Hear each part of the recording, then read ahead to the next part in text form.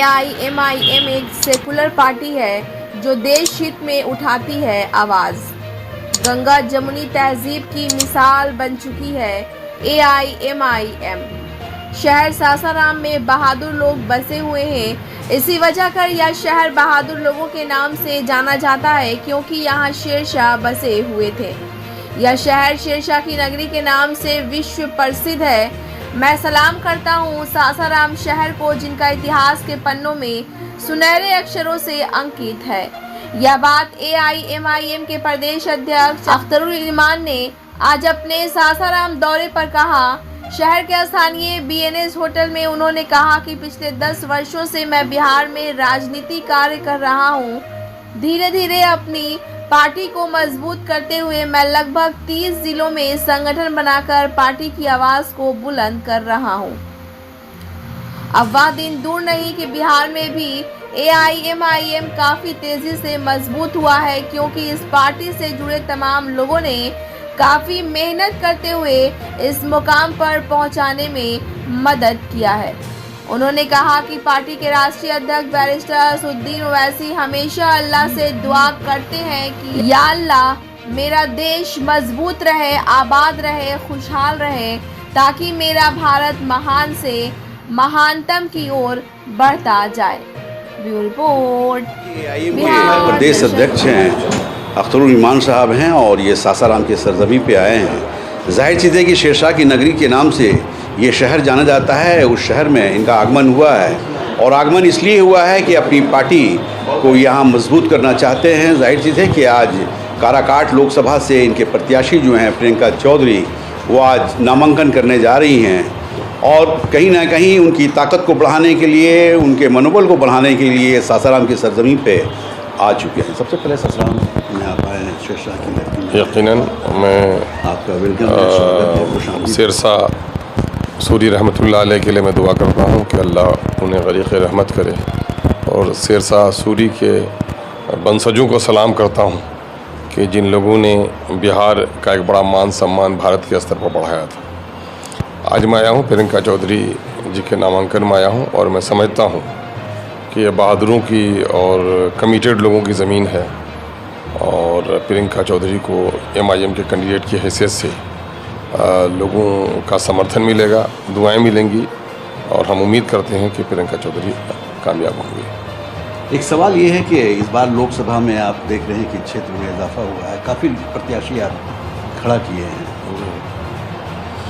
नहीं, मामला ये है कि पॉलिटिकल पार्टियों का ये तरीक़ा रहा है कि मेरा एक दौर गुजरा, गुज़िश्ता 10 सालों से मैं बिहार में काम कर रहा हूँ। बच्चा पैदा होता है तो माँ के आगोश में, फिर आंगन में, फिर गाँव में, फिर शहर की तरफ दौड़ता है। ठीक उसी तरह से हमने सीमांचल में इसकी आबियारी की है।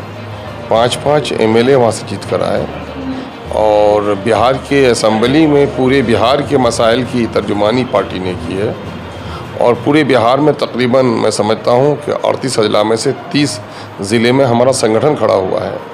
तो लोगों की ख्वाहिश थी कि पार्टी आए वहाँ तक और ये लोगों के मुतालबात पर पार्टी यहाँ तक पहुँची है। चूँकि लोगों को नाइंसाफ़ियों और मरियों से दो चार होना पड़ा है, तो हर शख्स को इंसाफ की तलाश है और लोगों का एतमाद बढ़ा है कि जो सोकॉल्ड सेकुलर पार्टियाँ हैं ये अपनी कुर्सी की लड़ाई लड़ती हैं, आवाम के मसाइल की लड़ाई या उनके हुकूक़ की लड़ाई लड़ने से कासिर है ना।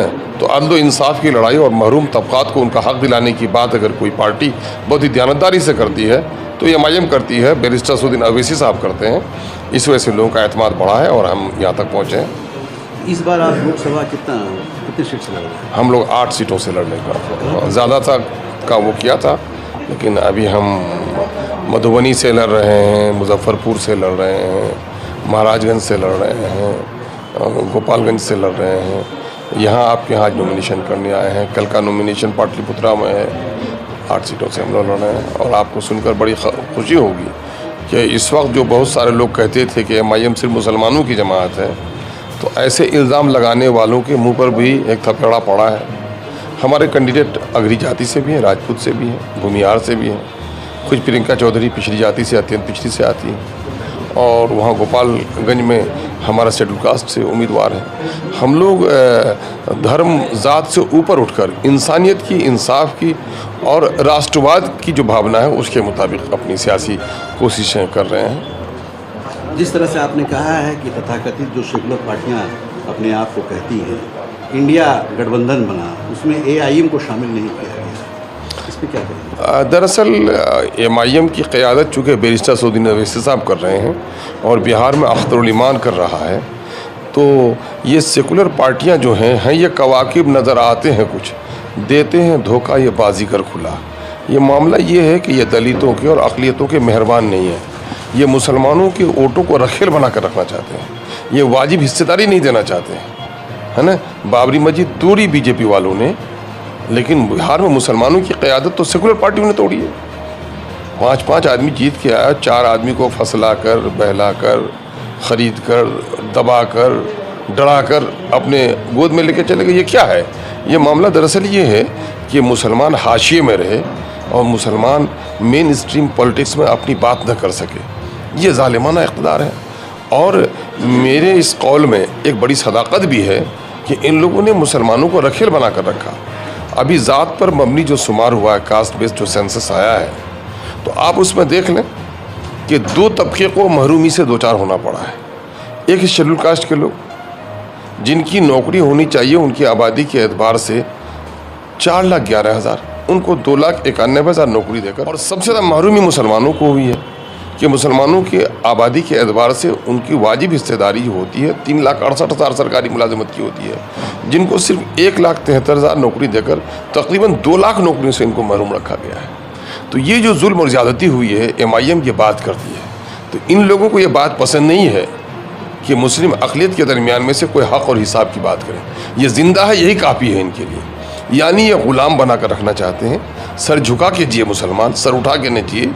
ये ज़िंदा है, यही काफ़ी है, अपने हक़ की बात न करे। तो RSS, BJP या फ़िरक़ापरस्त पार्टियाँ मुसलमानों को दूसरे दर्जे का शहरी बना कर रखना चाहती हैं। ये सेकुलर पार्टियाँ भी तो करीब करीब वही काम कर रही हैं। तो अब अपने मन में डूब के पा जा तू सुराग़ ज़िंदगी, तू मेरा नहीं बनता न बन अपना तो बन। ये पैगाम हम लोग दे रहे हैं महरूम तबक़ात को और मुस्लिम तबके को, और इनको कह रहे हैं कि आँख की पट्टियाँ खोलो, बुज़दिली से बाहर निकलो। इस वक्त मुसलमानों की कलील आबादी है यहाँ के बनिस्बत तेलंगाना में सिर्फ 12%। उसने अपनी जमात बनाई है तो अपने वक़ार को बाकी रखा है। 24% मुसलमानों ने केरल में अपनी सियासी जमात बनाई है, उसने अपने वक़ार को बाकी रखा है। 35% आसाम में और 30% वेस्ट बंगाल में अपनी सियासी जमात न बनाई तो कौड़ी के मोल हो गए हैं और हाशिए पर आ गए हैं।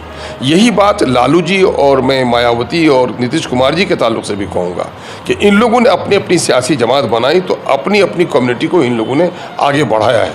एक जमहूरी मुल्क में अगर आप सियासी हिस्सेदार नहीं बनेंगे तो आपकी नस्लों का नुकसान होगा। यही बात हम लोग बावर करा रहे हैं। हम कोई आसमानी बात नहीं कह रहे हैं, कह रहे हैं कि आँखें खोलो और देखो कि जिस कम मायावती बहन से पहले भी दलितों की आबादी यूपी में थी, लेकिन दलितों का जितना शोषण हो रहा था मायावती ने उसको बहुत अपलिफ्ट किया है। लालू जी से पहले यादवों की कोई हैसियत नहीं, अहीर समझे जा रहे थे ये, है ना। इनका रिश्ता सिर्फ भैंस से दूध से था, लेकिन सत्ता में आने के बाद मैं मुबारकबाद देता हूँ इस मामले में यादव बरादरी को कि उन्होंने अपनी ताकत को पहचानवाया। और आज जो अगड़ी जाति की पंक्ति में यादव भाई खड़े हैं, उसकी वजह क्या है?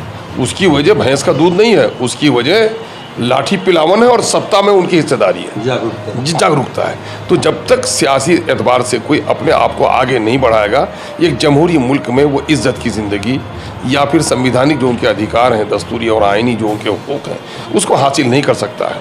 और ये दुनिया मादी दुनिया है ना। और मादी वसाइल से जो कौम महरूम होगी वो अपनी तहजीब, अपनी ज़बान, अपना कल्चर, हत्ता कि अपना दीन और ईमान तो भुला बैठेगी। और आज ये मुसलमानों के साथ हो रहा है।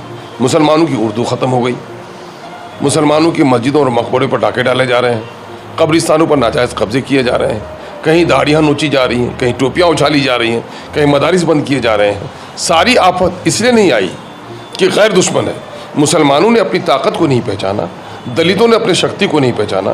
तो आज हम लोग बिहार में तमाम उन लोगों को जो लोग दलित हैं, वंचित हैं, शोषित हैं, पीड़ित हैं या फिर किसी वजह से राजनीतिक नाइंसाफ़ियों से दो चार हैं, ऐसे लोग एकत्रित करके इंसाफ का चिराग रोशन करने की कोशिश करें। अच्छा, एक चीज़ है, जिस तरह पूर्णिया में तेजस्वी यादव ने कहा है पप्पू यादव को लेकर, या तो इंडिया या एनडीए, इस पर क्या कहेंगे? हमारे बहुत सारे दानिश्वर ठंडे घर में बैठकर बहुत हकीमाना चादर ओढ़कर सियासत करते हैं, या फिर बहुत सारे ऐसे मुजरिम हैं जो हमें बीजेपी का बी टीम कहते थे।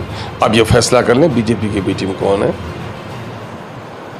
देखिए, ये अख्तरुल ईमान साहब हैं, आप जान रहे हैं कि ये प्रदेश अध्यक्ष भी हैं और साथ ही साथ ये विधायक भी रहे हैं। जाहिर चीज़ है कि एआईएम का जो यहाँ मजबूती है, जाहिर चीज़ है कि इन्होंने काफ़ी मेहनत कर अपने कंधों पे लेते हुए जागरूक करने का काम किया है। कल तक जो एआईएम को बिहार में जानता नहीं था, वो आज पूरे प्रदेश में जाना जा रहा है। उसकी वजह सिर्फ ये है कि एआईएम के साथ अख्तरुल ईमान जैसे लोग जुड़ गए हैं। और साथ ही साथ आप जान रहे हैं कि जिस तरह से ओवैसी साहब आज पूरे देश में जो जिस तरह से पार्लियामेंट में मुसलमानों की आवाज़ उठाते हैं, आम लोगों की आवाज़ उठाते हैं, पिछड़े वर्गों की आवाज़ उठाते हैं, संविधान की बचाने की आवाज़ उठाते हैं, तो सभी लोगों के दिल में उन अपनी जगह बनाते नज़र आ रहे हैं। और इसलिए नज़र आ रहे हैं कि वो पूरे देश के लोगों के लिए पूरे देश की आवाज़ बनते नज़र आ रहे हैं। तो एक सवाल ये है सर कि क्या मैसेज देंगे? अभी लोकसभा का चुनाव है, प्रदेश अध्यक्ष आप हैं, क्या बिहार के लोगों को मैसेज देंगे? देखिए, मेरा मामला बिल्कुल साफ है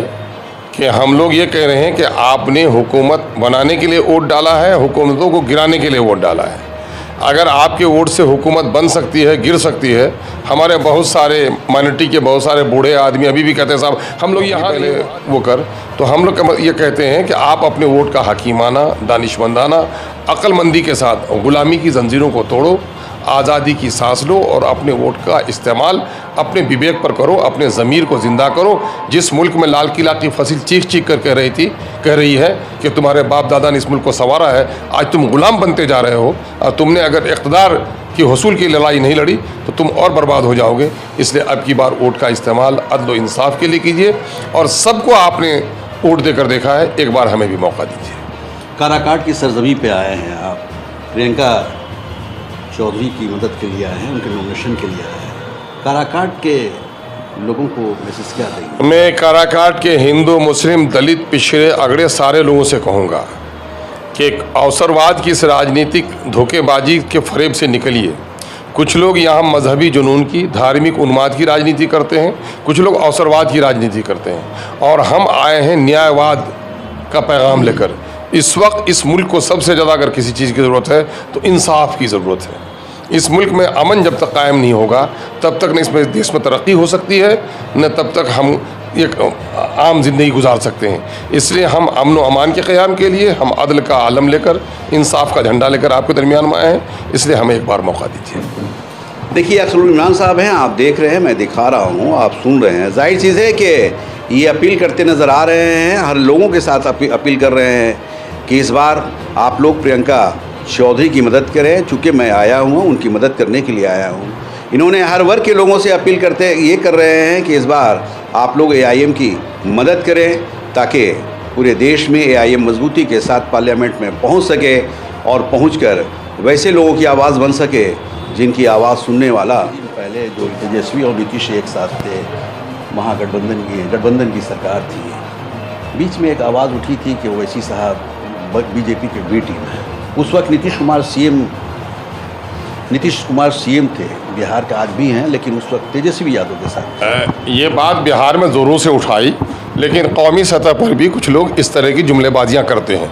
ये वो सारे जालिम पॉलिटिशियंस हैं जो लोग मुसलमानों को ग़ुलाम बनाकर मुसलमानों के वोट को रखेल बनाकर रखना चाहते हैं। ये उन जालिमों के अल्फाज हैं। किसी माई के लाल में रूबरू आकर साबित कर दे कि बीजेपी की बी टीम कौन है और कौन नहीं है, वो पता चल जाएगा। अभी नीतीश कुमार जी, जिन्होंने सबसे पहले 2002 में गुजरात में इंसानियत का जनाजा निकला, उसके बावजूद भी यही नीतीश कुमार जी हैं जिन्होंने कहा कि साहब पूरे देश को मोदी की ज़रूरत है। मोदी के लिए रेड कारपेट बिछाने वाले यही हैं, है ना। मोदी के साथ बार बार इसने हुकूमत की और बार बार कस्में खाई इसने। गिरगिट भी शर्मिंदा है इसके सामने में रंग बदलने में। मर जाऊंगा, मिट जाऊंगा, बीजेपी में नहीं जाऊंगा। अब तो गोड़ पकड़ के कहते हैं कि साहब अब बीजेपी को छोड़ के कहीं नहीं जाऊंगा, है ना। ये जब थे पिछले दिनों में तो उनको परेशानी ये थी कि पे दर पे मुसलमानों के साथ हो रही नाइंसाफियों के जब सवालात जब हो रहे थे असेंबली में, इनकी जवाब नहीं बन पा रही थी। 14,000 उर्दू शिक्षकों की बहाली क्यों नहीं हुई? माइनॉरिटी के इलाकों में मसाइल क्यों नहीं हुए, सीमांचल डूब रहा है सैलाब में, उसके निदान का कुछ काम क्यों नहीं हुआ, उर्दू एकेडमी में बहाली क्यों नहीं हुई, उर्दू एडवाइजरी कमेटी में बहाली क्यों नहीं हुई, ये सारे सवाल। फिर आपकी बस्ती में बिहार शरीफ में मदरसा अजीजिया को जलाया गया, दर्जनों बार मॉब लिंचिंग हुए, गुलनाज मारी गई है ना, सनोबर मारी गई, मुस्लिम बच्चियां मारी गई, दर्जनों मकामात पर कब्रिस्तानों पर नाजायज़ कब्जे हुए। इस मामले में जब उनकी कोई कार्रवाई नहीं हुई, पे दर पे जब MIM की तरफ से बात उठी तो उससे विचलित हो गए बेचारे, है ना। चमगादड़ को जिसे सूरज से की रोशनी से परेशानी होती है, इनको भी परेशानी होने लगी और जा के इधर उधर टक्कर मारने लगे। गए वहाँ पर समाधान यात्रा में पूर्णिया में, मैंने 2 दिन पहले प्रिडिक्शन कर दिया था, यहाँ आएंगे सिवाय MIM के किसी को निशाना नहीं बनाएंगे, और वहाँ के किसी समस्याओं का समाधान इसने नहीं किया, सिर्फ डराया कि बीजेपी की बी टीम है। शर्म होनी चाहिए उन लोगों को, जिनके दांत मैले हो, मंजन बेचने वाला नहीं बनना चाहिए उनको। बीजेपी की गोद से परवरिश पाई, बीजेपी को बिहार में स्थापित किया, RSS को घर घर तक पहुंचाया। बीजेपी को अगर सहारा नहीं देते तो बिहार की जो ये मोहब्बत की वातावरण है ये कभी नापाक नहीं होती। आपने बीजेपी को बसाया और आप कहते हैं कि बीजेपी की बी टीम है, आज कहाँ है वो? ये जुमलेबाज लोग हैं, ये दूसरों पर इल्ज़ाम लगाना चाहते हैं। और मैं ये समझता हूँ कि ये लोग माइनॉरिटी के लोगों को इतना बेवकूफ़ समझ रहे हैं कि बीजेपी की A टीम कौन है और B टीम कौन नहीं पहचानते। नीतीश जी को मालखुलिया हो गया है, बोलना कुछ चाहते हैं, कुछ और बोल जाते हैं, लेकिन मुस्लिम माइनॉरिटी को मालखुलिया नहीं हुआ है। वो अपने दोस्त और दुश्मनों को पहचानता है ना। दलित लोगों के दरमियान में अब उत्थान हुआ है, राजनीतिक उनकी समझ बढ़ी है उनकी, इसलिए ये बार बार धोखा नहीं दे पाएंगे। ये अंतिम पारी खेल रहे हैं। और जिस तरह से पाठशाला का भागा हुआ बच्चा, और जब गुरुजी की उस पर दुबियत पड़ती है तो कहता गुरुजी कल से और पाठशाला से गायब नहीं रहूंगा, वही मोदी का पाँव पकड़ के कर रहे हैं, उस आदमी के कथन को दोहरा रहे हैं। अरे भाई वो आदमी कहीं से टिप्पणी के लायक रह गया आज के दिन में क्या? एक चीज़ है, जिस तरह से तेजस्वी कहता है अपने आप को सेकुलर, इधर नीतीश कुमार कहते हैं अपने को सेकुलर, आपका क्या कहना है? भाई ये लोग कब सेकुलर हो जाएंगे, कब कॉम्युनल हो जाएंगे, अब इनका सर्टिफिकेट तो वो लोग जाने, लेकिन हम ये कह रहे हैं कि सेकुलरिज्म की परिभाषा क्या है उनके सामने में। मुसलमानों पर जुल्म हो रहा है, मुंह पर पट्टी बांधे हुए हैं, 17 महीने तक बैठ के रहे। सेकुलरिज्म की परिभाषा तो यही है कि ज़ात मजहब से ऊपर उठकर सबके लिए आप न्याय करें। तो आप 17 महीने में मुसलमानों को क्या दिया? 14,000 उर्दू के शिक्षक, जिसमें अधिकांश मुस्लिम हैं, और उसको 2014 से वो डंडे खा रहे हैं, आप उसको इंसाफ नहीं दिला सके। मुसलमानों की जो पट्टी है उस इलाके में आप कोई तरक्की का काम नहीं कर सके। और अभी आप नौकरी, एक बड़ी बात कर रहे हैं। तो जब जातीय आधारित गणना आया तो ये क्यों आया? अरे बीमार का आपने पैथोलॉजिकल रिपोर्ट क्यों मंगाई? इसे के दवा लिखे। आज वो नौकरी की बात करते हैं, लेकिन बिहार में नौकरियों से सबसे महरूम मुसलमान रखे गए और SC के लोग रखे गए। उस पर जबान क्यों नहीं खुलती?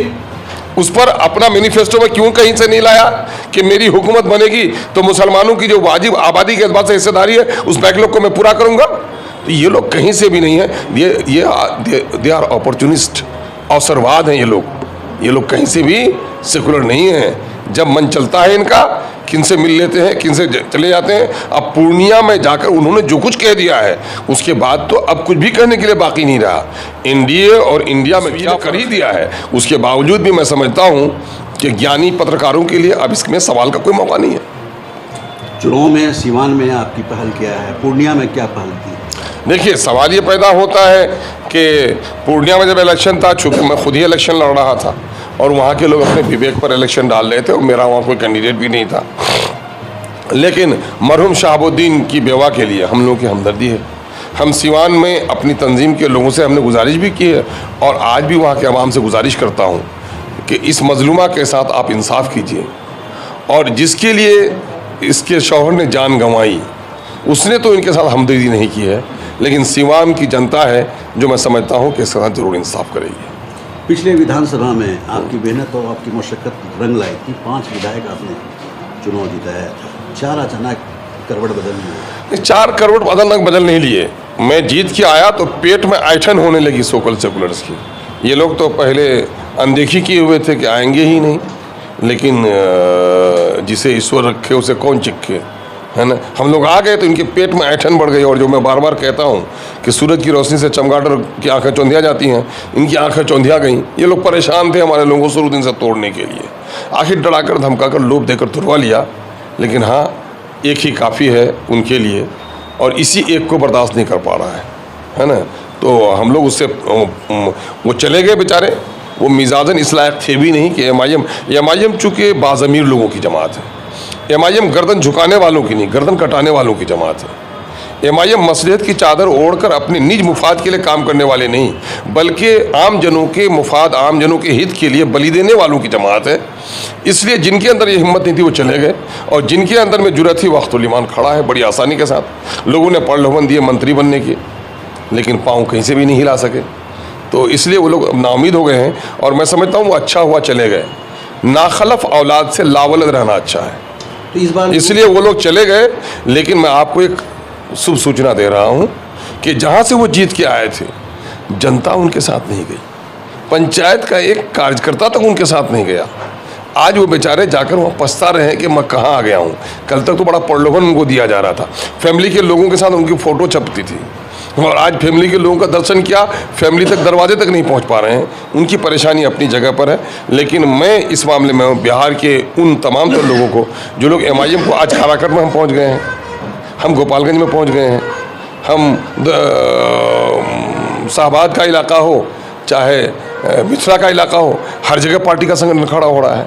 तो मैं समझता हूं कि पार्टी के लिए शुभ संकेत है। बिहार के शोषित दलितों और अक़लियतों के लिए एक नया प्लेटफॉर्म तैयार हो रहा है। मैं आमंत्रित करता हूं उन तमाम तर लोगों को जो निज स्वार्थ से ऊपर उठकर बिहार के हित को, बिहार के आम जनों के हित को सामने में रखते हैं, वो आएँ, पार्टी से जुड़ें, और जहां हमारे प्रत्याशी खड़े हैं उनका सहयोग और समर्थन करें। इस बार 8 लोकसभा क्षेत्र से आप चुनाव जीत रहे हैं। जी जी, कितनी जीतने की उम्मीद है? हम तो अच्छी खासी सीटों पर जीतेंगे। हम तो जो कुछ अपना प्रयास अभी देख रहे हैं, तो अभी ये कहना कवल अजवक्त होगा हमारे लिए, लेकिन हम अधिकांश सीटों पर जीतने की उम्मीद रखते हैं। देखिए, अख्तरुल इमान साहब हैं, और जाहिर चीज़ है कि ये जो कह रहे हैं आप देख रहे हैं, मैं दिखा रहा हूँ। जाहिर चीज़ है कि इनका कहना है कि बहुत मजबूती के साथ ए.आई.एम बिहार में काफ़ी मजबूत हुआ है, और इसलिए हुआ है कि धीरे धीरे काफ़ी लोग ए.आई.एम से जुड़ रहे हैं और ए.आई.एम की ताकत बनते जा रहे हैं। वह दिन दूर नहीं कि कल पूरे बिहार में ए.आई.एम अपना मुकाम बनाकर ही दम लेगा। बिहार दर्शन से असलम परवेज़।